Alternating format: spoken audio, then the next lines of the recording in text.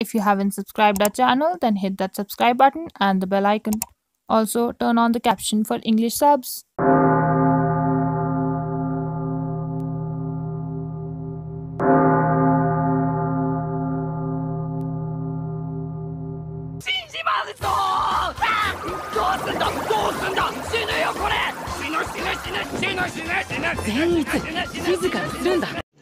रुको जरा सबर करो।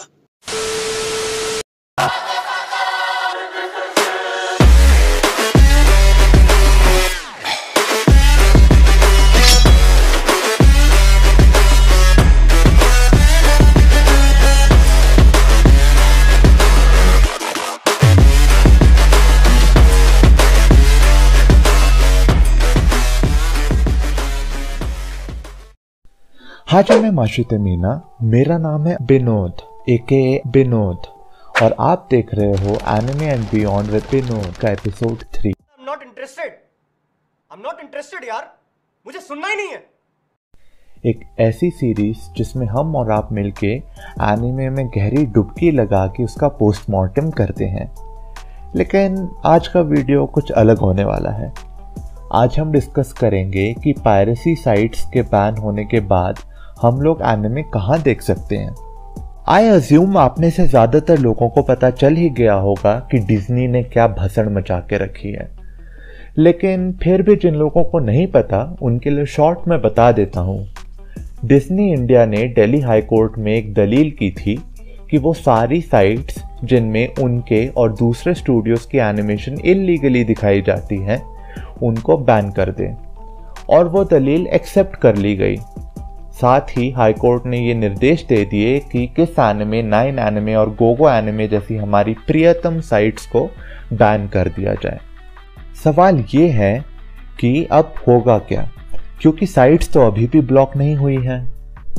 तो जहां तक मुझे पता है कि ISPs यानी कि इंटरनेट सर्विस प्रोवाइडर्स, साधारण भाषा में बोले तो हमारे प्यारे दुलारे जियो, एयरटेल, आइडिया वगैरह जो हमें इंटरनेट सर्विस प्रोवाइड करते हैं, उनको अपनी अपनी ब्लॉक लिस्ट में ये पायरेसी वाली साइट्स को डालना पड़ेगा, जो कि ये धीरे धीरे एक एक करके डालेंगे भी, क्योंकि बड़े साहब की तो बात माननी ही पड़ेगी ना।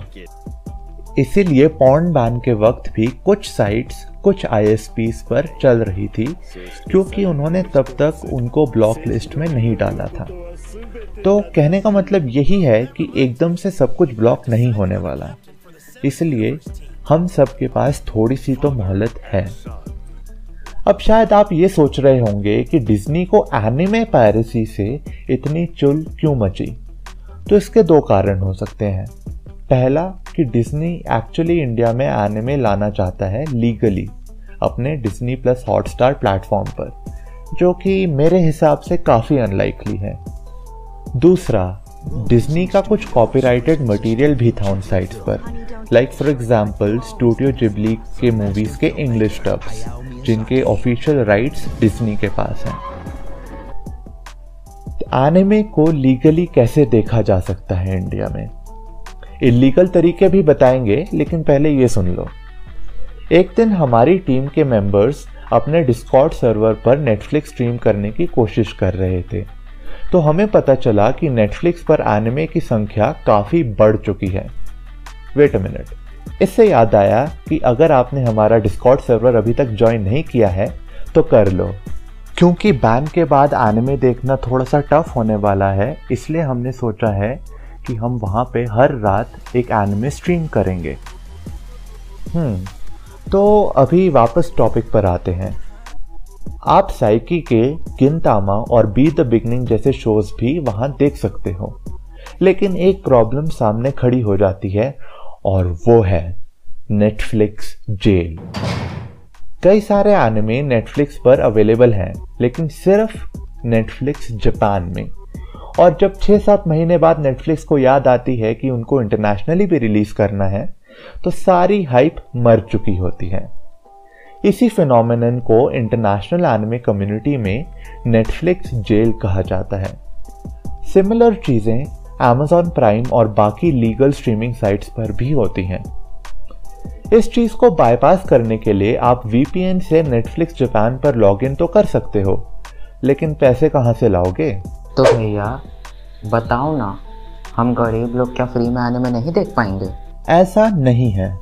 अभी जो हू हल्ला हो रहा है ना, उससे कहीं ज्यादा हू हल्ला इंटरनेशनल एनिमे कम्युनिटी में हुआ था, जब कुछ साल पहले किस एनिमे की ओरिजिनल साइट को बैन कर दिया गया था। लेकिन किस एनिमे और बाकी प्लेटफॉर्म ब्लड डीमन आर्ट्स का इस्तेमाल करके दोबारा अलग डोमेन से हमारी खिदमत में हाजिर हो गए।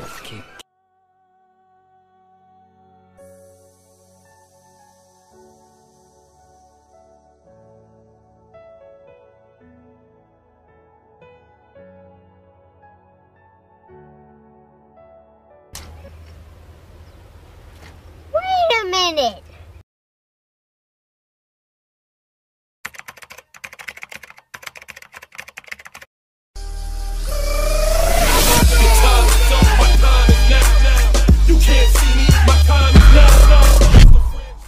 ऐसा ही कुछ इंडिया में भी मोस्ट प्रोबेबली होने वाला है, क्योंकि किस एनिमे और गोगो एनिमे जैसी साइट्स एनिमे होस्ट नहीं करती।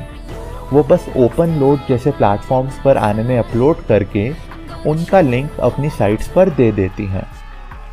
इसलिए उनके लिए कुछ ही समय में नए डोमेन्स पर दोबारा अपनी साइट बनाना बहुत आसान है। हालांकि कुछ हेडलाइंस पर ध्यान दें तो हमें पता चलेगा कि ये 118 साइट्स पर बैन डायनामिक है, यानी कि भविष्य में अगर और साइट्स आती हैं तो वो भी बैन हो सकती हैं। नाउ आई डाउट कि हमारा सिस्टम इतना एफिशिएंट है कि वो हर आने वाली साइट को एकदम से बैन कर देगा, बट अगर ऐसा हुआ भी तो हमें अंदर के सोर्सेज से पता चला है कि ये सिर्फ एक DNS लेवल बैन होगा। अब DNS क्या होता है उसके लिंक डिस्क्रिप्शन में दिए गए हैं, आप वहां जाके पढ़ सकते हो। इसका मतलब ये हुआ कि अगर आप DNS चेंजर्स या VPN इस्तेमाल करते हो तो आप उन साइट्स को एक्सेस कर सकते हो बैन होने के बाद भी। अब आप बोलोगे कि तुम पायरेसी सपोर्ट करते हो, तो ऐसा बिल्कुल नहीं है। We at Desi and Teku are totally against piracy, लेकिन जब हम इंडियन ओताकुस के पास कोई ढंग का ऑप्शन ही नहीं है अदर देन पायरेटेड साइट्स, तो हम करे तो करे क्या, बोले तो बोले क्या।